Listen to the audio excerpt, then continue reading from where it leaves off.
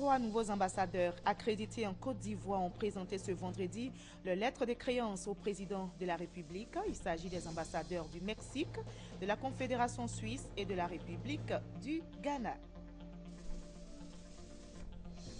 Le Premier ministre Daniel Kablan-Duncan a eu une séance de travail à la primature avec la coordination des syndicats du ministère de l'Économie et des Finances. La rencontre intervient après la suspension de la grève de 72 heures entamée par les membres de la coordination. Le Rotary Club de Plateau fait don de matériel au centre d'hémodialyse du CHU de Cocody, 350 millions de francs CFA. C'est la valeur de ces dons, constitués notamment de générateurs, de traiteurs d'eau et de fauteuils de dialyse. Les Américains cherchent des alliés pour leur coalition internationale contre les djihadistes de l'État islamique. 10 pays arabes ont donné leur accord. Ce vendredi, John Kerry est en Turquie. Le président français, lui, est en visite en Irak pour lutter contre l'organisation terroriste. Bonsoir à tous. Merci de choisir le journal de RT1 pour vous informer. Commençons par ce communiqué de la présidence de la République. Le président de la République a procédé ce jour à la nomination de 2 secrétaires généraux adjoints de la présidence de la République. Sont donc nommés secrétaires généraux adjoints de la présidence de la République avec rang protocolaire de ministre.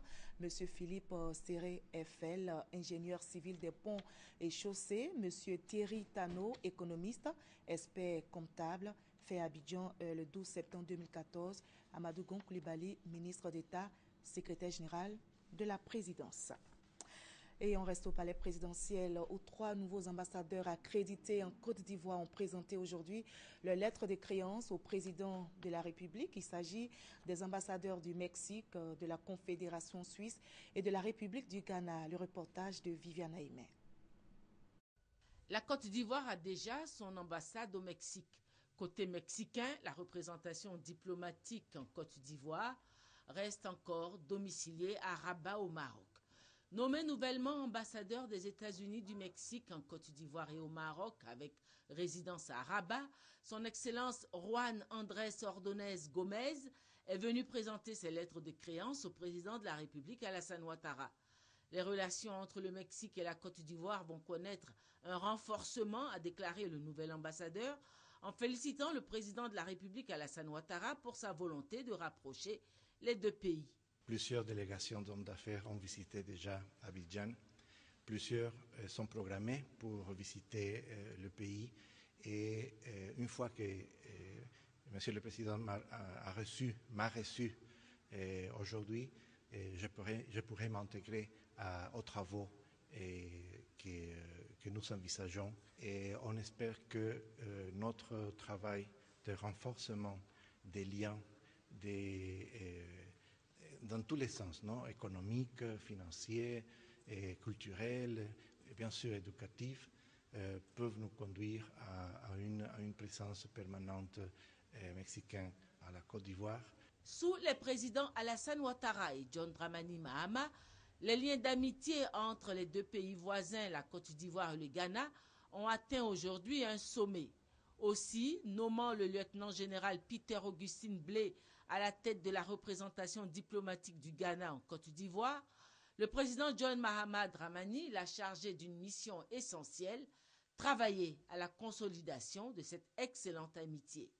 Le nouvel ambassadeur du Ghana en Côte d'Ivoire, accompagné de son épouse, a présenté ses lettres de créance au président de la République Alassane Ouattara. Il a félicité le président de la République pour la paix, la sécurité et la stabilité restaurée à travers tout le pays et l'a assuré de l'appui constant du président John Mahama Dramani et de tout le gouvernement ghanéen. Au nom de mon président de la République, nous avons aussi félicité les efforts de la Côte d'Ivoire qui sort de cette crise, qui a accompli beaucoup d'efforts au niveau économique. Nous sommes ravis de voir le retour de la Banque africaine de développement en Côte d'Ivoire. Et j'ai insisté pour faire savoir au président de la République que aussi bien le président de la République du Ghana, M. Dramani Mahama, que le peuple frère du Ghana soutient la Côte d'Ivoire dans tous ces efforts-là. Et nous souhaitons bon vent à la Côte d'Ivoire. La Confédération suisse signe sa présence en Côte d'Ivoire en divers axes. Au plan économique, plusieurs grandes entreprises suisses sont en Côte d'Ivoire. notamment le groupe Nestlé, la Société Générale de Surveillance, Novartis, Holcim, ABB, la Méditerranéenne Shipping Company. Au plan de son aide à la Côte d'Ivoire, la Suisse s'est engagée depuis 2006 au sein de l'opération des Nations Unies en Côte d'Ivoire en mettant à disposition des experts dans le domaine de la police, des gardes frontières et des douanes. La Suisse a apporté une aide humanitaire à la Côte d'Ivoire après la crise post-électorale. Elle a aussi contribué au réaménagement de la dette de la Côte d'Ivoire dans le cadre du Club de Paris. Elle a également apporté récemment une contribution financière à la Côte d'Ivoire pour soutenir le travail de la Commission Vérité et Réconciliation. Autant d'actions qui démontrent l'intérêt qu'accorde ce pays à la Côte d'Ivoire. En présentant ses lettres de créance au président de la République, le nouvel ambassadeur de la Confédération suisse en Côte d'Ivoire, son Excellence Thomas Litcher, l'a assuré de sa détermination à mener à bien toutes les responsabilités qui lui sont conférées dans le cadre de sa mission en Côte d'Ivoire. Je me suis engagé auprès du président de la République de faire de la promotion de nos relations économiques une des priorités de mon mandat, vu que déjà dans les préparatifs pour ma mission ici, j'ai été sollicité par beaucoup d'entreprises, parmi eux des entreprises d'une majeure importance telles que Nestlé, Novartis, Société Générale de Surveillance, ABB, Holcim, qui donc ont démontré un intérêt très concret pour encore intensifier leurs activités en relation avec la Côte d'Ivoire. La Confédération suisse, qui vient de désigner son Excellence Thomas Litcher comme nouvel ambassadeur en Côte d'Ivoire, est dirigée par un président, Didier Burkhalter. On fait à présent un tour à la primature. Le Premier ministre vient d'avoir une séance de travail avec la coordination des syndicats du ministère de l'Économie et des Finances. La rencontre intervient après la suspension de la grève de 72 heures entamée par les membres de la coordination. Le témoignage de Maïsako. Des échanges ont eu lieu ce vendredi entre le Premier ministre Daniel Cablon-Duncan et des membres de la coordination des syndicats du ministère de l'Économie et des Finances. Une rencontre qui fait suite à une grève de 72 heures entamée mardi dernier et suspendue le même jour par les membres de la coordination. Nos revendications sont d'ordre professionnel, d'ordre institutionnel et également de l'amélioration de nos conditions de vie et de travail. Vous comprenez que depuis près de 10 ans, nous travaillons dans des conditions assez difficiles et souvent précaires, vous le savez. Et donc, nous sommes venus exposer tout cet état de fait et tous ces problèmes à son Excellence, Monsieur le Premier ministre. Des revendications auxquelles le Premier ministre Daniel Cablon-Duncan a promis de donner une suite favorable. Et nous pensons que les véritables travaux sur la plateforme des revendications que nous avons déposées vont commencer effectivement le mardi, comme il a promis. Et nous nous retrouverons très très bientôt pour voir les points d'accord véritables. Les discussions se sont tenues en présence de la ministre auprès du Premier ministre chargé de l'économie et des finances, du ministre auprès du Premier ministre chargé du budget, du directeur général des impôts et du directeur du budget. La conférence épiscopale de Côte d'Ivoire a bien sa place au sein de la commission électorale indépendante et elle compte y rester. C'est l'assurance donnée par le président de la conférence, Monseigneur Alexis Touali, reçu aujourd'hui même par le ministre d'État, ministre de l'Intérieur et de la Sécurité. Il a lancé un appel aux autres membres à revenir prendre leur place. C'est un reportage d'Amza Diaby. L'Église n'est jamais partie de la CEI. Ces mots sont de Monseigneur Alexis Touali, le président de la conférence épiscopale. C'était lors d'une visite au ministre d'État, ministre de l'Intérieur et de la Sécurité Ahmed Bakayoko. Selon l'homme de Dieu, le geste de l'abbé Boni Boni, sorti de la salle vendredi dernier, lors de la constitution du nouveau bureau de la commission électorale indépendante, a un tout autre sens que celui que l'on lui attribue. L'Église n'est pas sortie de la CEI, l'Église n'a pas claqué les portes. L'Église est toujours là. Comme le bon pasteur, il a 100 brebis, 99 brebis sont bien rangées dans l'enclos, une seule est sortie, le bon pasteur sort lui aussi pour aller chercher la brebis qui est partie pour la ramener.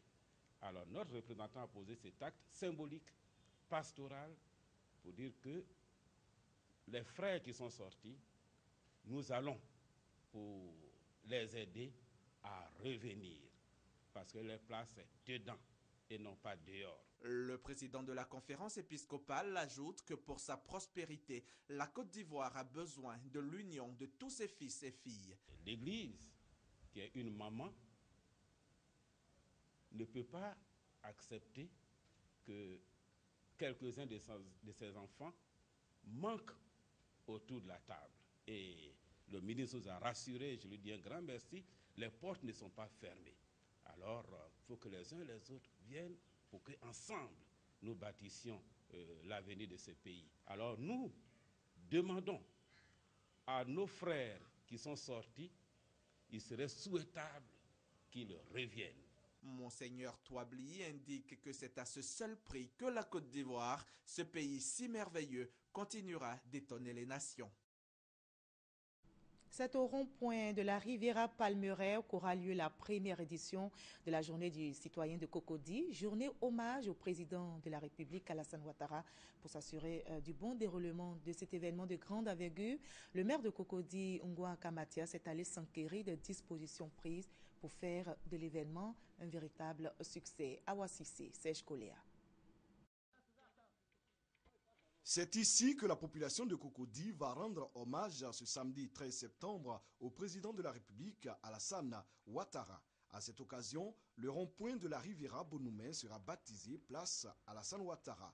Le maire de la commune de Cocody, Ngoua Akamatias, qui ne veut négliger aucun détail, est venu s'assurer lui-même du bon déroulement des préparatifs de l'événement. Nous, on veille ici, on a un dispositif d'une vingtaine de policiers et qui vont rester ici pour surveiller les installations, maintenir, essayer de travailler, faire de la patrie peut-être ce qui nous proposait.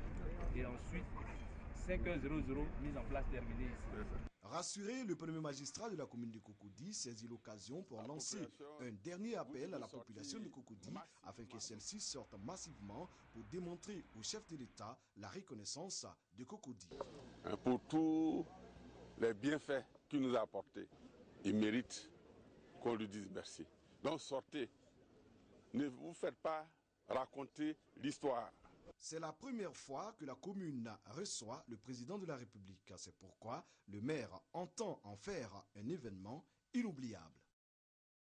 Et en bref, à propos du virus Ebola, les cas augmentent. Plus de 2400 morts dus à ce virus qui sévit en Afrique de l'Ouest et c'est le dernier bilan de l'Organisation mondiale de la santé. L'OMS appelle à une mobilisation plus large et plus importante de la communauté internationale pour venir à bout de la maladie.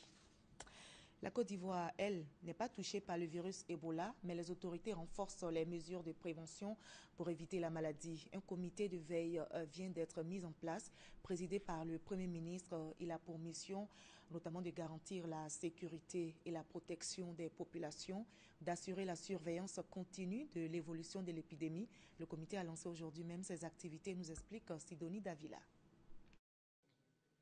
Le gouvernement ivoirien impliqué dans la prévention Ebola en Côte d'Ivoire.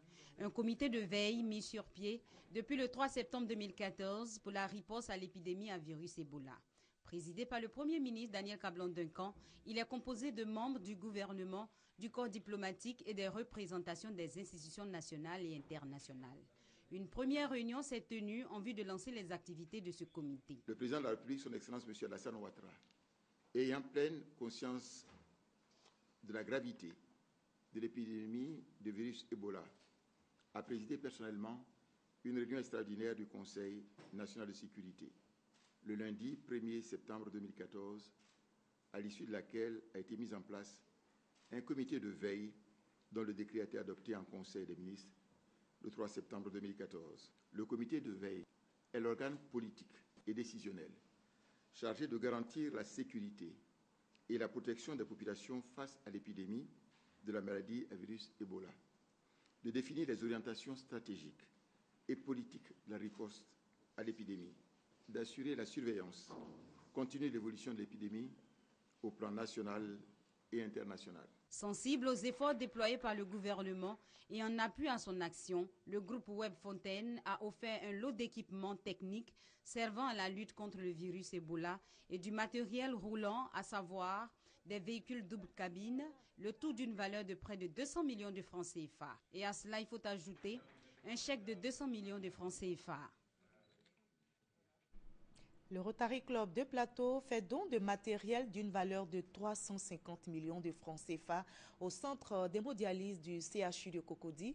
Il s'agit notamment de générateurs, de traiteurs d'eau et de fauteuils de dialyse. Le reportage de Flore Kakou est commenté pour vous par Léon Pro. Générateurs, traiteurs d'eau, fauteuils de dialyse, potence pour perfusion, un don d'une valeur globale de 350 millions de francs CFA du Rotary Club Abidjan de Plateau au centre d'hémodialyse du CHU de Cocody. Un geste pour redonner espoir aux malades des reins. Je suis contente parce que souvent, il y a des machines qui déconnent. On peut les prendre pour les remplacer et puis je peux passer vite pour aller à l'école. Un don aussi pour contribuer aux efforts de l'État de Côte d'Ivoire dans la prise en charge de l'insuffisance rénale. Ce matériel va nous permettre d'augmenter les capacités des centres de dialyse. Notre contribution, c'est d'aider les plus démunis, les plus pauvres, ceux qui n'ont pas les moyens d'aller dans les cliniques. Donc nous, on aide l'État pour pouvoir soulager ces plus démunis qui n'arrivent pas à avoir de soins dans les cliniques. Et c'est à juste titre que l'acte de Rotary Club Abidjan de Plateau est salué par les responsables du centre d'hémodialyse du CHU de Cocody. Ils attirent aussi l'attention de tous sur les risques de contraction de l'insuffisance rénale, paludisme maltraité, hypertension artérielle, diabète. Une autre remise des dons dans le cadre du projet de contrat de désendettement et de développement. L'unité de coordination des programmes emploi vient de procéder à la remise de matériel et d'équipements à plus de 18 000 jeunes. À travers ce projet, l'UCP Emploi entend réduire le taux de chômage des jeunes et favoriser leur insertion dans le tissu socio-économique. Le reportage de Godfrey Okambawa est commenté par Serge Kongomé. Les jeunes désœuvrés de Côte d'Ivoire quittent le monde du chômage. Des centaines de lots d'équipements et de matériel pour des travaux à haute intensité de main-d'œuvre leur ont été remis. Un acte qui s'inscrit dans le cadre du projet Contrat de désendettement et de développement. Un projet piloté par la coordination des programmes emploi jeunes dont l'objectif est de réduire le taux de chômage et d'améliorer l'employabilité des jeunes. Ce projet nous permettra de toucher 18 500 jeunes. Donc la cérémonie de ce jour visait à lancer un des volets de ce grand projet Solidaire Emploi, c'est donc du volet TIMO, qui va concerner 4096 jeunes dans 32 localités. Le ministre d'État, ministre de l'Emploi, des Affaires sociales et de la formation professionnelle invite les jeunes à plus de rigueur dans le travail afin de contribuer au développement de la Côte d'Ivoire. Ce projet qui démarre à Yopougon concerne les jeunes de toutes les communes du pays. Il est financé à hauteur de 7 milliards de francs CFA par le gouvernement français. Le ministre d'État, ministre du Plan et du Développement, veut apporter sa contribution au développement du canton Nionos. C'est dans le département de Zienoula, un développement qui passe par une bonne organisation des populations. Eh bien, le canton vient d'avoir un nouveau chef. Il a été installé. Son nom, Botibi Zoro Boniface. Le reportage de Grace Kando. Le canton Nionos, dans le département de Zienoula.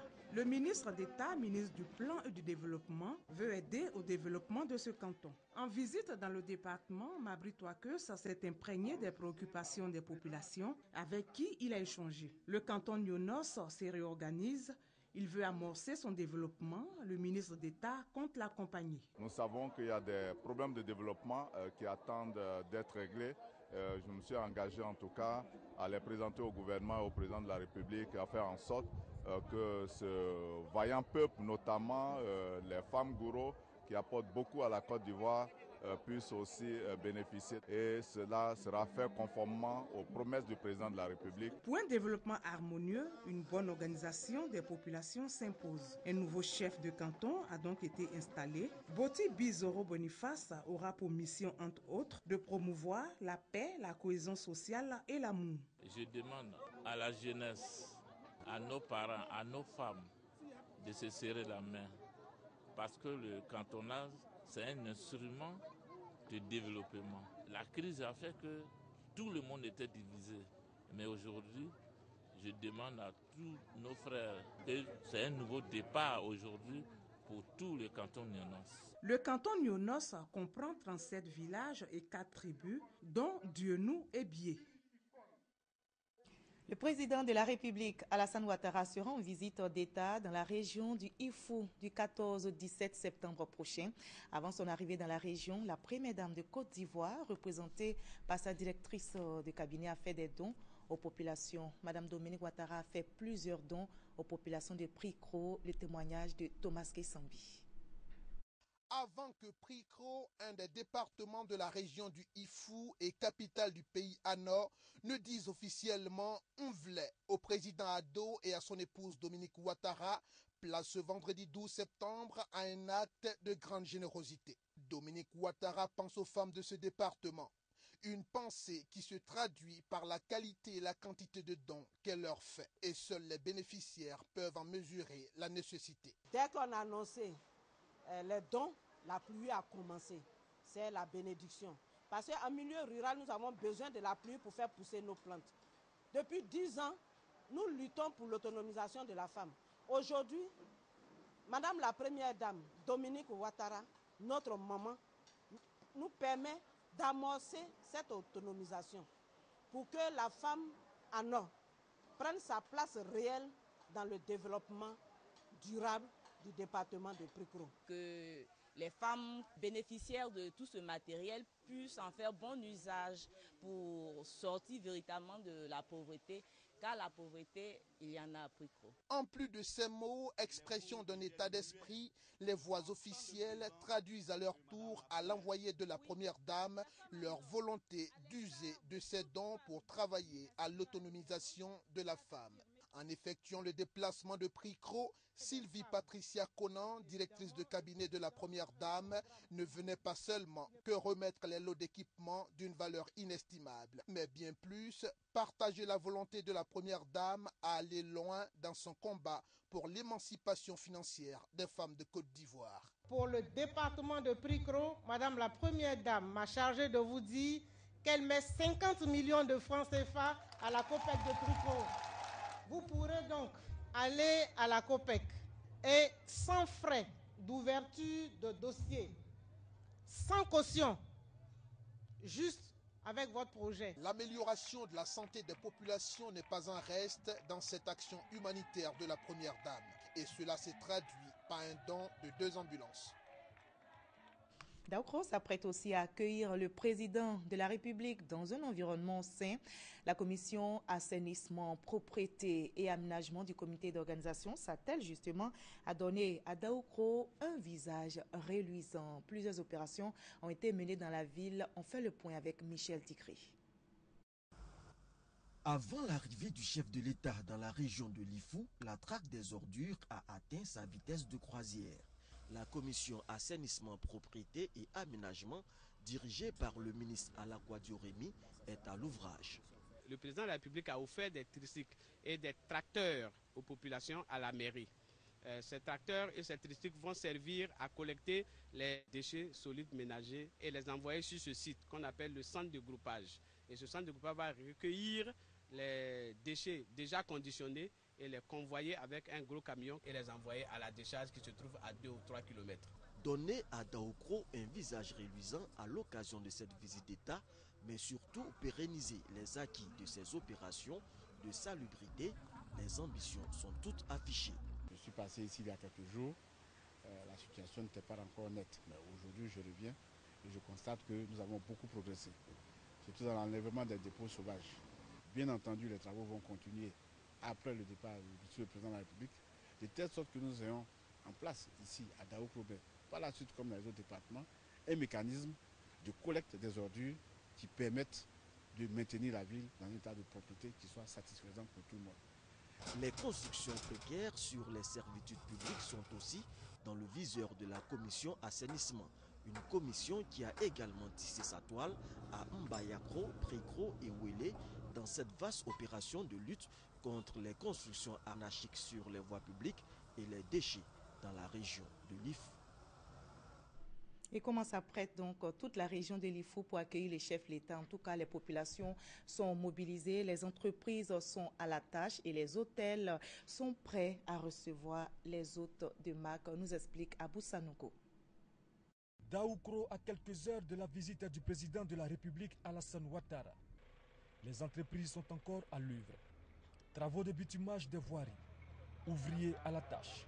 En tout cas, les travaux de rénovation et de réhabilitation avancent. La directrice générale des sociétés des palaces de Cocody et une équipe du BNET, le Bureau national d'études techniques et de développement, ont visité quelques-uns de ces chantiers dans la ville de Daoukro et la localité de Pépressou. Cap sur l'hôtel La Paix de Daoukro. Ici, tout semble prêt pour recevoir les hôtes. L'hôtel prêt, en ce sens que nous voulons qu'au niveau des chambres, au niveau de la cuisine, que les personnalités qui vont venir ici soient à l'aise. Et c'est donc pour cela que je suis venue visiter et les chambres, et le restaurant, et la cuisine, vérifier les stocks, m'assurer que rien ne va manquer à nos autorités quand ils seront à l'hôtel de la paix de Daoukro. Une rencontre avec le personnel de l'hôtel pour le galvaniser et avoir un comportement exemplaire au cours de la visite du président de la République. Il y va de l'image de la structure. Et on retient que le président de la République sera dans la région du Ifou du 14 au 17 septembre prochain.